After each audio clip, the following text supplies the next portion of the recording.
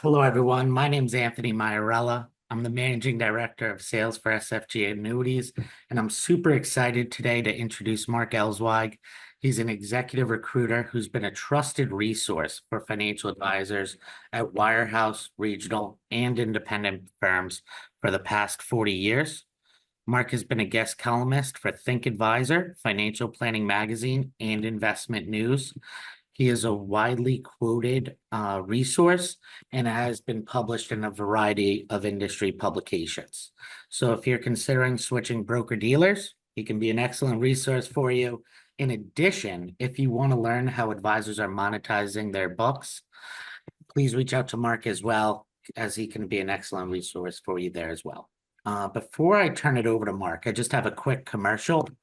I work at SFG Annuities, as I mentioned. We help financial advisors grow their practice and generate new assets and new revenues, leveraging our annuity subject matter expertise. As it relates to acquiring books of business, we have also helped financial advisors following the acquisition of a book of business conduct something called an annuity book review. Please be on the lookout for a few actionable annuity ideas, especially as we get ready to celebrate National Annuity Month in June. With that being said, let me pass the call over to Mark. Thank you again for joining us. And Mark, take it away. Thank you very much, Anthony, and thank you for inviting me. So today, I want to talk to you about 5 strategies to acquire a book of business. And acquiring a book of business is a top-of-mind concern to actually most advisors. I've gotten many calls and had many conversations over the years with advisors who want to do that. So today, I want to focus with you on 3 things. Number 1, what are some practical strategies that you can execute to help you acquire a business? Number 2, it's kind of a crowded marketplace out there. Estimates are that for every serious seller, there's somewhere in each locality, there's somewhere between 50 and 60 prospective buyers. So the second thing I want to discuss with you is, how can you stand out? How can you stand out vis-a-vis other prospective buyers? How do you get a leg up in the competition? And the third thing, which is of course important, how do you know that you bought the right practice? Because obviously there's no point acquiring a practice if it's not a good fit for you. So we're going to discuss each in its turn, all of those things. So let me start this way.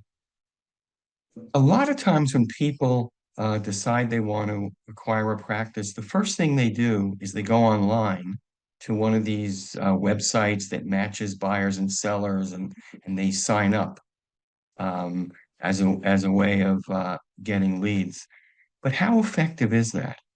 I have to tell you, in my experience, it's not very effective at all, because of the lopsided ratio of, for each seller, serious seller, maybe 50 to 60 prospective buyers. Just registering online and seeing leads is not really going to do much. And I would also tell you that it's one thing if you register and then if you actually closed on a practice, that you were required to pay a success fee. That sounds, certainly fair enough. But there are some sites that want you to pay money just to see listings. So let me just tell you that I've had many conversations. I always have periodic conversations with people who paid sites like that money and get absolutely zipped. So, I mean, registering again and paying a success fee, if it works out, is okay. But if that's all you're doing, you're really not doing much. So let's get into some practical things that work. And I want to share with you right now the strategy that does work. Every time I talk to a financial advisor who acquired a practice, I say, hey, how'd that happen? How'd you get that practice? They tell me the exact same thing. They basically made a relationship a few years back with someone who was getting close to retirement. And they became the person that advisor likes, trusts, and has confidence in. So when that advisor reached a point where they actually wanted to sell, they were the ones that they thought of. And that is not it's not a silver bullet, so to speak. It's a very time-consuming kind of strategy to execute, but it's the one strategy that I know of that actually will work. And so what I'm really emphasizing here is that what you really need to do is identify advisors that are nearing retirement, people that you are personally compatible with, people where your business model and their business model is a reasonably good fit. And you need to launch a dedicated marketing campaign. You need to basically decide every week, every month, how many hours you're going to be allocating to this kind of marketing. And you have to pursue it with the same passion and focus that you pursue any other new business development effort, because that's what this is. So it takes dedicated time and it takes commitment. There are no shortcuts. But if you do it and you cast your net in enough places, it will work, because that's the one thing that does work. You need a dedicated, focused marketing campaign. So let me go on to let's talk about how advisors in each channel can really be successful. We'll start with wires. Like if you're in a wirehouse, there are a couple of things you can do. If you're changing firms, for example, think about switching to a branch where there are a lot of older advisors. What you want to be able to do is identify older advisors in your current branch and in neighboring branches and figure out who you're going to click with and who you can really build a relationship with. So that's one thing you can do. The other thing is in a wirehouse, um, you can certainly, especially if you were newly hired, the people that brought you in, being your branch manager, the regional manager, they just paid a lot of money to get you to join the firm, and they have an investment in your success. So those are people that you can go to as well. So, um, and there's some overlap when I get into independence. So, for example, if you're someone who does bonds, does annuities, does managed money, and you're talking to people on a desk at a wirehouse, or people who are product specialists, you want to let them know that you're actively looking to acquire a book, and they're very good potential referral sources for people where there might be a very good fit. If you're an independent advisor, I mean, there's really a lot of things you can do too. It's easiest to start with advisors, not just that you're a broker dealer, but it's easiest to start with advisors who have the same clearing firm. So if the accounts are already at Fidelity or Schwab, or wherever it is, that's a much easier and more cost-efficient transition. So those are good people for you to try to build relationships with. One way you can do that is attending industry events. If it's like a Schwab conference or any of the other conferences throughout the industry, the Investment and Wealth Institute, with CFP. If wholesalers like Anthony are doing a lunch, you might want to go to that. You should always be looking to go to places where you can meet advisors who are, other advisors, and forge relationships with them. And over time, that's the thing that's really going to work for you. Two things that I have on the slide here, which are important. First, most large independent broker-dealers have succession planning departments. They don't want retiring advisors to feel that they need to leave the firm. So a logical place for you to start is to go to the succession planning department, review with them the kind of business you have, and maybe those people sometimes can be good sources of leads. And as we'll get into later, they're usually good sources of financing the deal too. If you're in an RIA, RIAs have relationship managers. So a relationship manager might maybe they have like 30 RIAs. They have a group of RIAs that they cover.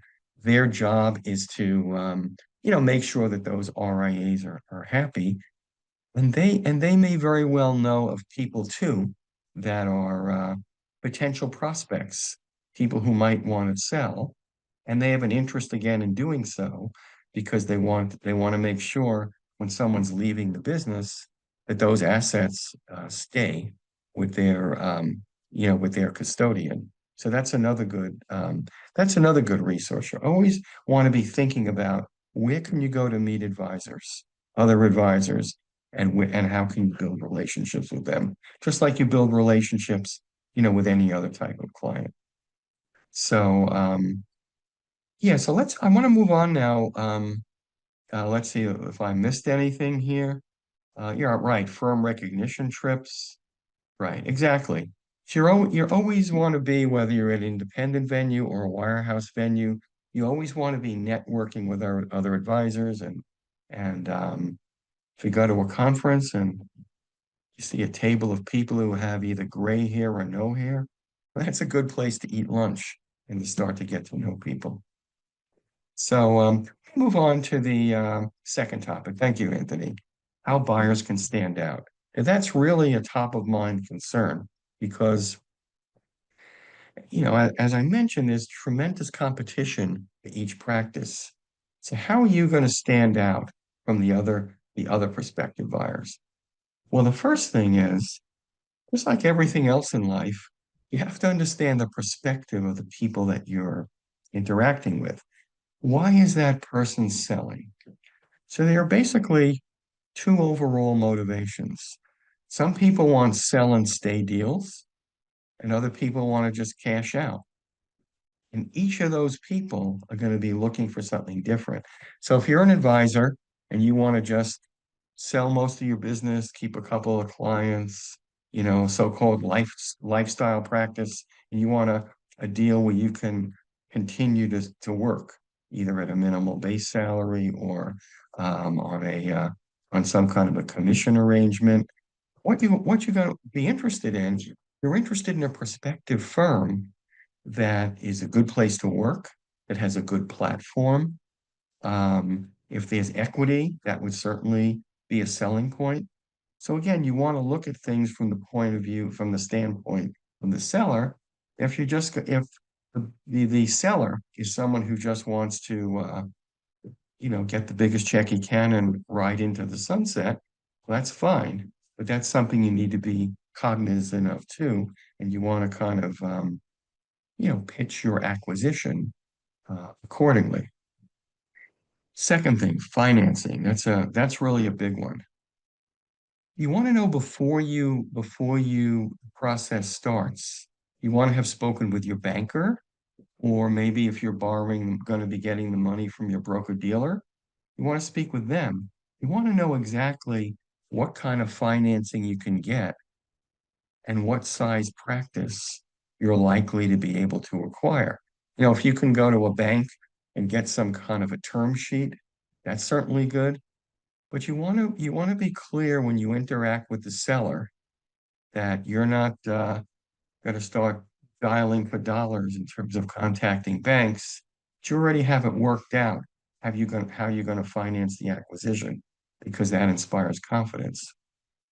The other thing is that during the process, if the seller wants to see any kind of financial documentation, you do want to show what I call urgency and commitment to the acquisition process. Meaning, if they request something, you're organized. You give it to them right away.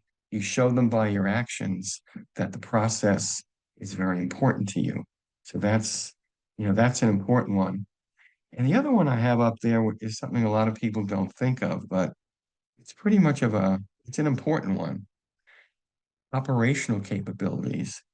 What the seller wants to know is that they're selling to someone who has the staff, has the capacity, at the same time they're running their own business, that they can integrate the seller's business.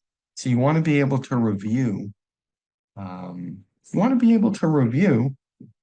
you have the appropriate amount of staff, the right technology, and you want to be able to assure the seller you can do two things at once, your business and their business. So that's another, that's another important element. So, why don't we go to the next slide? And let's see. Good. So here's the third thing. This is important. Of course, you want to buy the right practice. How do you know you're going to buy the right practice? Well, first of all, you want to start thinking about compatibility. So compatibility means that you have a personal chemistry, confidence in the person that you're dealing with, that there's a compatibility there, so both of you can work together to successfully transition the business. You want your business models to line up. If someone is, if someone is, his business is kind of the kinds of services they offer radically different than yours, then that may not be a good fit. It's likely not to be. You also want to look at fees. How much are their clients paying in fees? What do your clients customarily pay? Client service model is another area of compatibility. How often are your clients contacted during the year? And what about the seller? What's his process? Do these things line up? Does anything need to be tweaked? So that's a basic one. But the most basic one that will assure you that you acquired the right practice is extensive due diligence. And there's really no shortcut for that. So when you have you have an opportunity to look at the seller's books, you want to have an accountant, maybe an investment banker. You want to have somebody also go over the books in a very thorough way so you understand how profitable is the business. Where's the profitability coming from? Is it ongoing fee-based business or some kind of one-time transaction? So you want to make sure that you really understand what you're buying. And if necessary, if you sometimes this can be done by an in-house firm department. Sometimes you might need to hire an investment banker, but you want somebody to help you structure the deal to make sure that you get it right. And even if you're buying a practice from a friend, somebody that you've known for a couple of years and you guys really like each other, you still need someone to give you outside advice on how to appropriately structure the transaction. So that's very important too. The other things to think through, who owns the clients? Are you buying a company? You're buying a small firm. You're buying a firm which is really more on the RIA model, where assets are the property of the firm. They might be managed in firm models, and the advisors there are more like client service people on salary plus bonus. Or are you buying a firm where the other advisors are more like siloed cowboys? Everybody owns their book. Anyone can get on their horse and ride out of town at any minute. So therefore, in that case, you have to give those people compelling reasons to stay, probably in the form of some sort of a back end deal.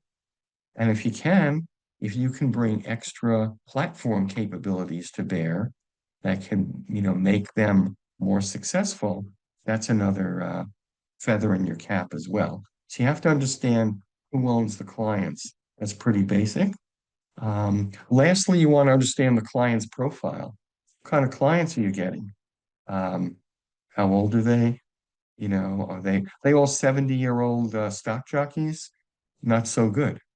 And you don't, and the guy the seller doesn't have relationships with the children. That's kind of risky.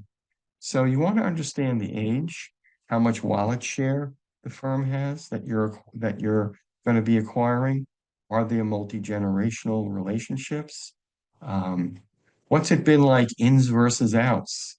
How long do clients typically stay?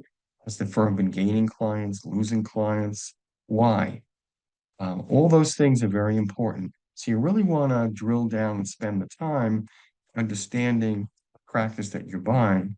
to make sure that it's really right for you. So I'm gonna stop talking, and I think what I'd like to do is maybe just open up the floor for some questions and see if I can answer some of your questions. Perfect. Well, thank you so much, Mark. I know I have a couple questions, and we've gotten a couple questions as well. A few have been texted to me also, but one Oh, thing I good. do mention is, something you had mentioned before that we started the webinar was that a third of all advisors are going to be retiring over the next 10 years. I believe that was from Mm-hmm. Rulli and Associates. Um, Cerulli Research, yes. yeah, so Mm-hmm. that to me is Mm-hmm. very material. The other thing I would say, and I always try to take away one thing from any of these calls. And the one thing that, even though, Mm-hmm. I'm a co-host with you, I, kind of went over my head in preparation, thinking about this, is clearing firms and both leveraging your relationship manager at a clearing firm, and then also Right. for the independent advisors on the call here today, or the RIAs, seeking Yes. advisors who leverage the same clearing firm.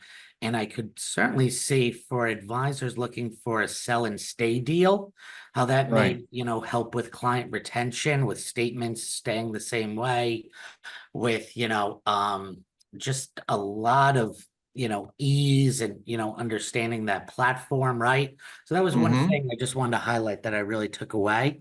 Quick Mm-hmm. That's a good question. point. Yeah, Mm-hmm. one of the questions is, um, how much do these practices cost, right? Like, what's the going rate for a practice? From a multiple perspective, how much do practices cost? Well, the most recent data that I've seen shows that about 75% of all practices sell between 2.5 and 3.5 times gross.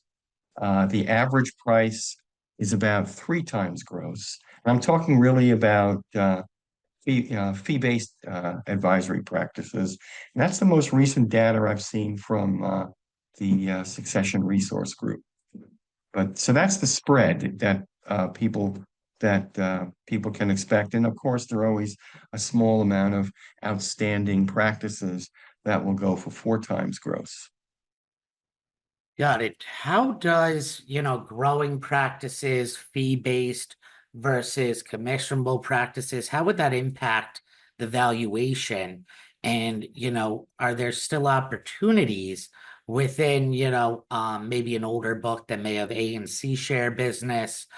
How do you see those, differences impacting the valuation? Yeah. Well, buyers like to, a growth stock is always more exciting. So buyers in general like to pay more for practices, for practices that are growing and practices that are fee-based. Transactional practices command a lot less. I mean, typically a multiple of 1 time or less, because transactional practices are viewed as more work and less reliable. People want to buy plug and play.